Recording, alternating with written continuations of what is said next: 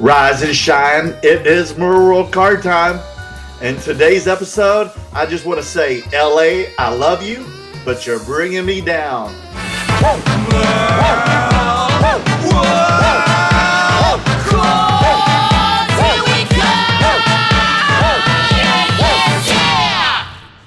If you are a dealer or just a collector or investor in the LA Orange County area and you've been going to card shows for the past year, I hope you understand what I mean by saying LA, I love you, but you're bringing me down. This is talking about the LA sports card show market.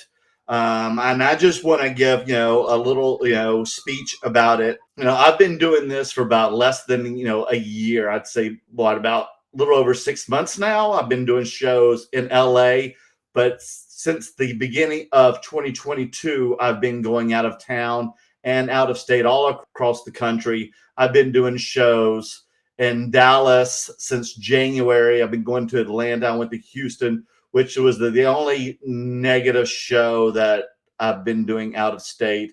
And I went to San Francisco and Las Vegas and in Dallas a few times. And I just want to say all those shows that I've gone outside of LA, I have felt like a rock star. I thought I was going to be a little fish in a big pond. And let me tell you, folks, I felt like a giant whale in lake or sea. I mean, I felt like the big fish. I felt like a rock star. It was great because I sold so many cards. I seemed like the popular kid at school. I got to meet so many YouTube people. I was in so many YouTube videos because I was at these shows. I got to be in so many other YouTube content videos. My success, not only in social media, but also on my card sales, were just like A plus. I meant everything was going right for me. I felt great. Everything was great. Then I come back and I do shows in Los Angeles, and I just go back from being Superman back to being Clark Kent. I feel like no one notices me. I feel very humbled again. I feel like nobody notices me. No one looks at my cards. No one buys from me. I sell one card. No one wants to buy from me. I'm like, what is going on?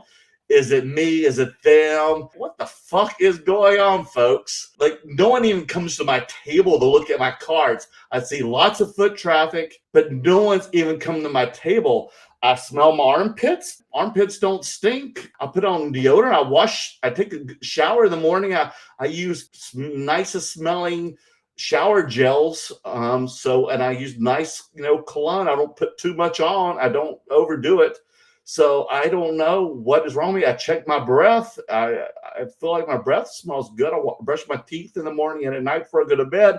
So I don't know what is going on. I also make sure I put so much work into pricing my cards. As you see, I put my prices on, and I make sure that my comps are about 70 to 80% of the comps on eBay that had sold. And this last show that I did at the card stock trading show, that I even had my PMGs, I put the hottest stuff out there that I've been putting at the Dallas card show, that I had in Las Vegas, that all the cards that were selling like hotcakes, that I had comped even lower here because I've been doing so well that I was feeling generous, folks. So I did a little experiment, and then I just put things a little lower because I know people here don't spend as much.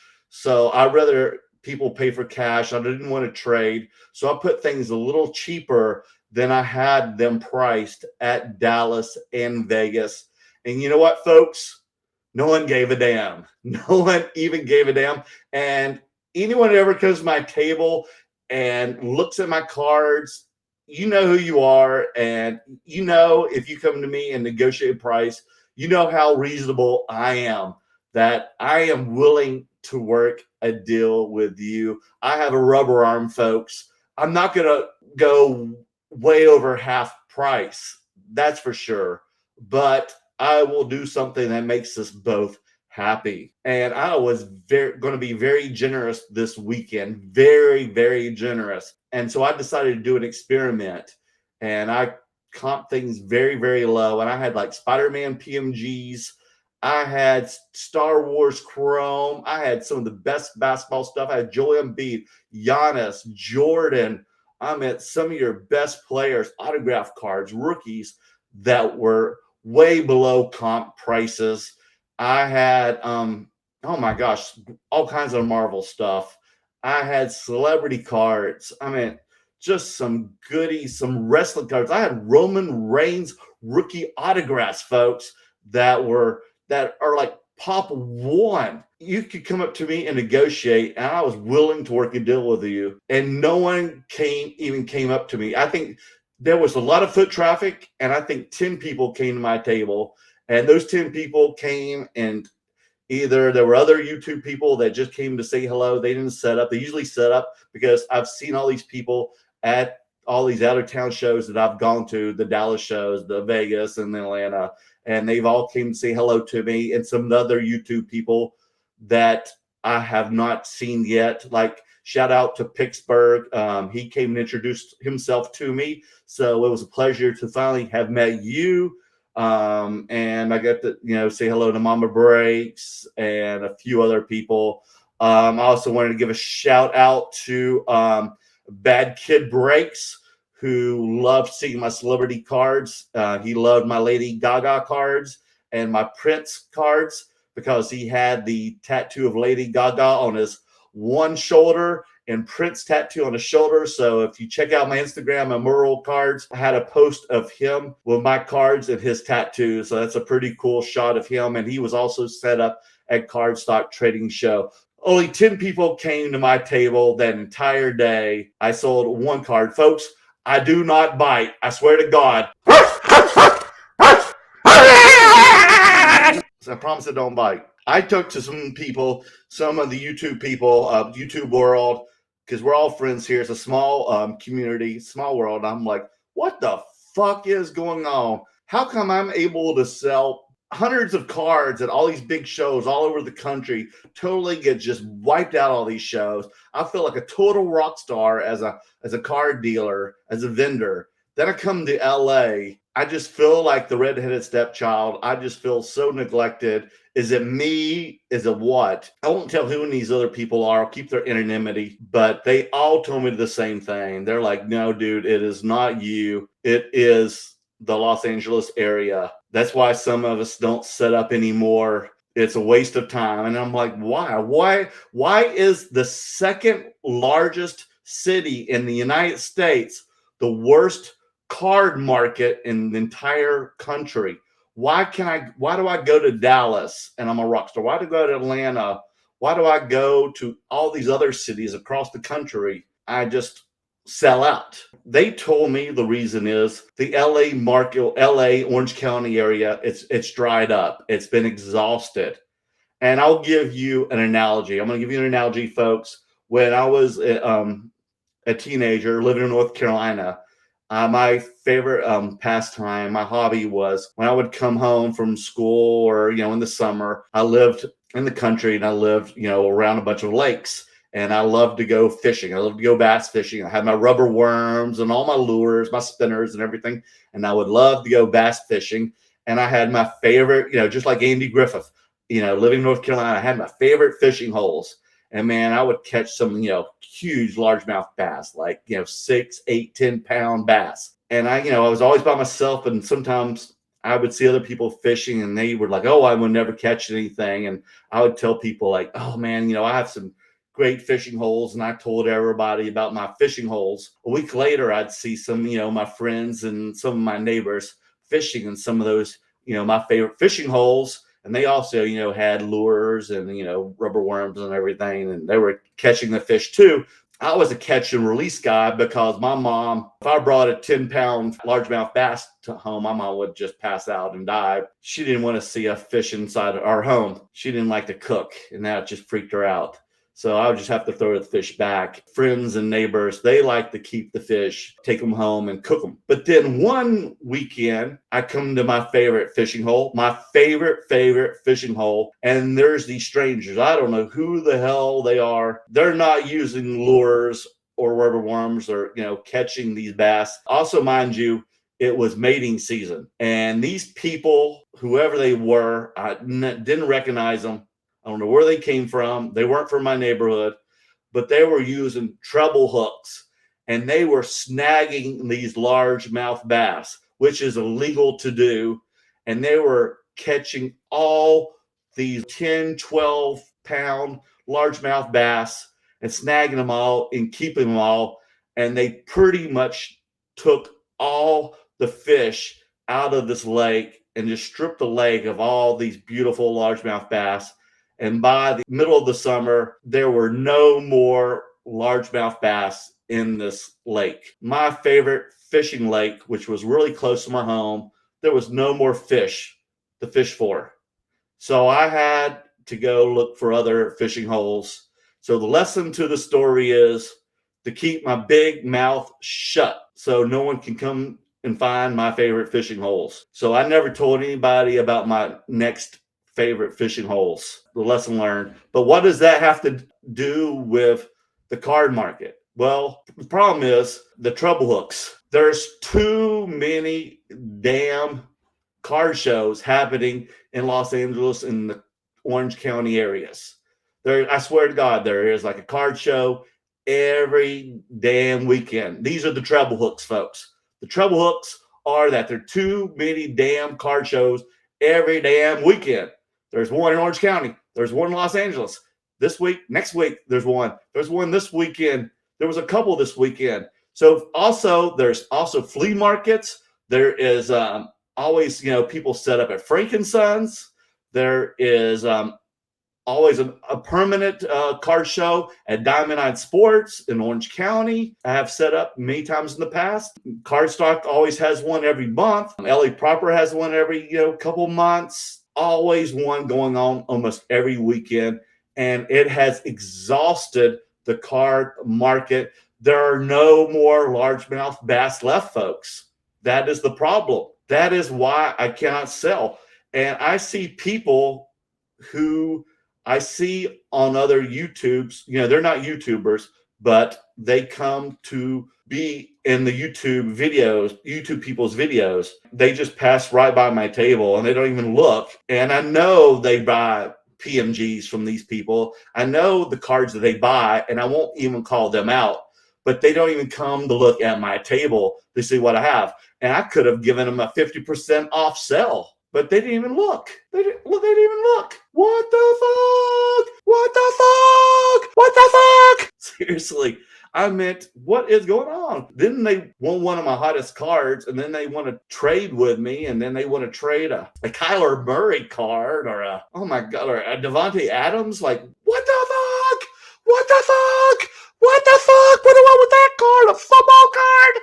I don't want this shit. And then someone asked me if I want a Bo Bichette card, and I pulled out a bunch of Boba Fett cards, and he's like, "No, not Boba Fett, Bo Bichette." And I'm like, I don't have, you see me? I don't have baseball cards. Oh, that's just my rant. And he's like, oh yeah, I noticed you just have Star Wars cards and other stuff. I don't see baseball. Yeah, I have some vintage cards. I have some Mickey Mantle cards and some Willie Mays, but I don't have modern. I don't know who Boba Fett is except Boba Fett. And he thought that was pretty funny. My point is, let's get back to the LA market. There are too many damn shows. And I think that's the issue. That is why, like, shows in Dallas and all these other cities, they only have card shows every few months. So when there's finally a card show happening in these other big metropolitan cities, there's thousands of people showing up, and they're bringing wads of cash. They're ready to spend because they don't have a card show every single freaking week and 6 card shows all happening, competing at the same time. It's just getting too diluted. It's just getting too exhausted. You start seeing the same old. I didn't even have people even bringing me stuff. The whole reason I set up this weekend, I was hoping that people were going to bring me stuff so I can take to all these big card shows across the country for this summer. It was one big epic fail. This was a 2-day card show this weekend, and I didn't even go today because I was like, why even bother? I spent 3 days preparing for it. I sold one card. It didn't even pay for my table. Why, bother when I can just go and list these cards on eBay and make a lot more money. I can just shoot content and edit my content and be with my girlfriend and play with my dog, which my dog kept me up again from 2 to 5 p.m. I love him to death, but he's a puppy and he bit the living shit out of me this morning. Look at that. Oh my gosh, just gashed me. So that's it. I just want to, tell you my story and share with you. So, LA, I love you. And let me tell you, all the promoters and all the dealers and the vendors and the buyers, they're all great. And I love seeing you all. And that, means more to me than anything. And I love talking to you all. And they treat me with so much respect. And y'all all treat me like a king. Y'all do. Y'all treat me like a prince. And I want to all thank you. And that is not the problem. The problem is we're not selling anything. Nothing's moving here in Los Angeles. And we need to make that happen. We need to make things move and make card selling exciting again. So we may need to tone it down a little and not have so many card shows. Y'all need to work together. The dealers, y'all need to work together, okay? And have less card shows or something. Something's got to work because I want to make this work because we're going to implode here in LA. I want us to have successful card shows because right now everybody's bitching about it. And I don't want people bitching about the card shows. Trust me, they are. Right now, it's having ebbs and flows. Sometimes there's a good show and sometimes they're bad. And when they're bad, they're bad. And I've had more bad than good. Now, if you're a vendor and you're always having a good card show, then leave a comment in my comments and tell me why. And if so, I want to know why. And if you're having bad ones, let me know why too. I want to hear some feedback, folks. I want feedback. I want some constructive criticism. Hear me out. I want positive stuff. I want a constructive criticism. Nobody came and looked at my table. Was the same thing happen to you at these card shows? I will be at the LA Proper Card Show because it is only down the street from me. But I am looking for some oddball cards. I'm looking for some cards to take with me to the Union Marketplace, which is going to be a big show in Del Mar in like 3 weeks. I'm looking for oddball cards to take with me. I think I'm going to go to Chicago in a couple months. I will be at the National.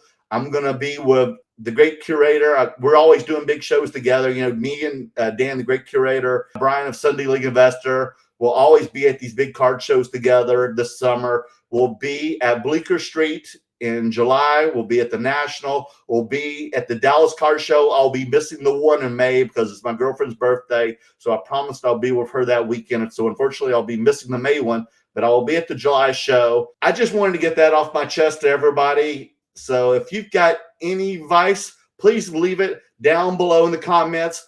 And please, folks, I need more subscribers. So please tell your friends, your family, your grandmother, your lovers, your friends, your enemies. Please tell them to subscribe to Merleworld.